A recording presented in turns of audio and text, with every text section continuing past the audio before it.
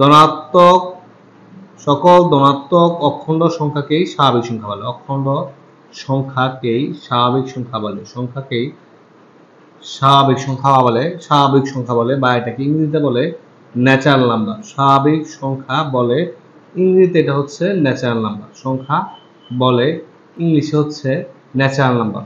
ইংরেজিতে হচ্ছে natural number. উপরে দেওয়া আছে কোনগুলো? সকল ধনাত্মক অখণ্ড। ধনাত্মক মানে হচ্ছে পজিটিভ, অখণ্ড মানে হচ্ছে পূর্ণ সংখ্যা। পজিটিভ পূর্ণ সংখ্যা হচ্ছে আমরা সংখ্যা রেখা যদি দেখি যে সংখ্যা রেখা হয় এরকম -2 -1 0 1 2 3, এদিকে আর অনেক আছে, এদিকে আর অনেক আছে। তাহলে এইগুলোর মধ্যে সবই পূর্ণ সংখ্যা।